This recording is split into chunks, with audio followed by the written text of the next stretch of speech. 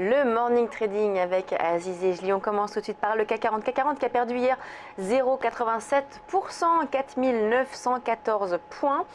Aujourd'hui, séance peut-être un peu dans le même style qu'hier, c'est-à-dire un petit peu hésitante, toujours dans cette attente de la réunion de la BCE demain. Oui, alors Lucie, c'est ce qu'on disait depuis le début de semaine.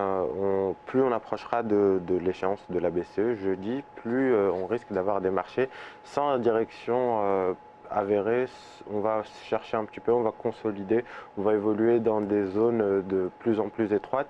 Et c'est ce qu'on voit hier, puisque la séance finalement, elle a été quasiment comprise entre 70-80 points. Vous voyez qu'on est allé chercher un plus bas aux alentours des 4900 points en séance avant de se stabiliser aux alentours de ce niveau. Alors on peut attendre effectivement, vu qu'on est proche du support des 4900 points, un rebond par contre qui ne sera pas très impressionnant, il ne sera pas très vigoureux. On risque de revenir sur les niveaux des 4980, 4970. En tout cas, peu de volatilité sur les marchés en ce moment, on va le voir avec la séance, ça va se confirmer au fil de la journée. Donc on reste sur une stratégie intraday avec des achats sur repli, c'est un peu ça. Alors achat sur repli, pour l'instant on est déjà quasiment proche de la borne basse, on peut se positionner dès les cours actuels. Alors c'est vrai que si on veut vraiment un point d'entrée optimal, on peut attendre un repli vers les 4900 points sur le CAC pour se positionner à nouveau. Toujours cette optique d'achat parce qu'on n'a pas encore de signal baissier. On voit bien que sur le graphique, on a un niveau horizontal à 4900 et la moyenne mobile à 200 heures qui vient renforcer ce niveau également. Donc c'est un double soutien qui pourra nous permettre de rebondir. Cela dit, on va attendre demain beaucoup plus de précision de la part de la BCE quant aux relatives mesures qu'elle va entreprendre d'ici 2016. On a vu hier aux États-Unis un indice ISM manufacturier qui s'est contracté pour la première fois depuis 3 ans. On est passé sous le seuil des 50. La question qu'on peut se poser, c'est est-ce que cette mauvaise statistique peut avoir un impact sur l'éventuel relèvement des taux aux États-Unis, puisque ça pourrait être la seule surprise qui viendrait un peu bousculer cette fin d'année. En tout cas, les marchés américains ont terminé hier, le S&P notamment, en forte hausse, plus 1,07%. Justement, c'était ma prochaine sélection. Je voulais vous parler du S&P parce qu'on le voit bien, malgré cette statistique un peu mitigée, notamment donc, sur l'ISM manufacturier qui est ressorti sous le seuil des 50, comme je vous le disais, c'est la première fois depuis 3 ans. On a vu des marchés américains rebondir. Alors, est-ce que le rebond est motivé par une éventuelle inquiétude sur le... Même pas une inquiétude puisque le marché l'accueillerait de bonne manière plutôt.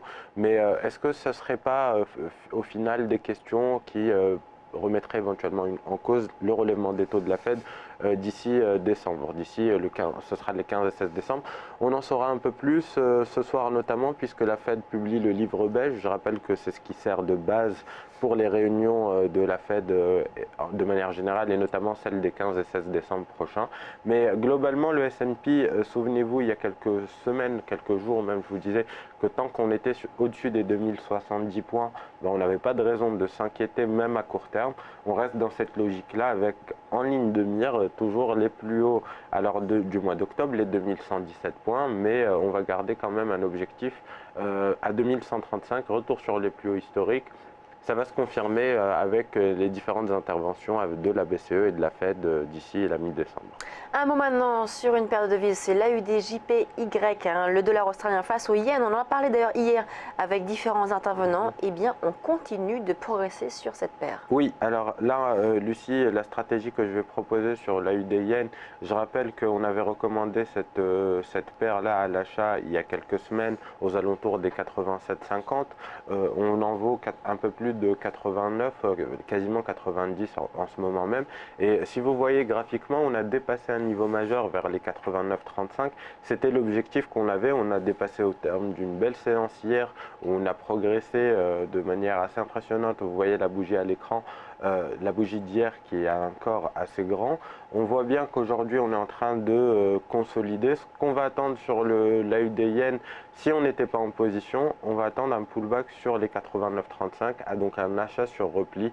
Ce sera la stratégie privilégiée. Alors pour le coup, on peut se positionner en swing trading, viser les 92,64, mais le point d'entrée qu'on va essayer de payer, c'est les 89,35. On va attendre un petit retracement avant de se positionner. Donc là on attend donc le repli repli. Si on était pour déjà en position, oui. Alors le repli, revenir si on dessus. n'est pas, mais si on était en position, on peut conserver, éventuellement renforcer, puisqu'on voit bien qu'on a de la force du dollar australien en ce moment. Et donc si on est déjà en position, quel est l'objectif? Alors on va toujours avoir le même objectif, hein, qu'on rentre maintenant ou qu'on soit déjà en position. On va viser un retour sur les 92-64 dans un horizon alors d'une dizaine de jours, une semaine. On peut garder une position en swing trading. Très bien, merci Aziz. On passe à la suite de Direct Marché. C'est tout de suite la recommandation de Day by Day avec Laurent Albi. À tout de suite.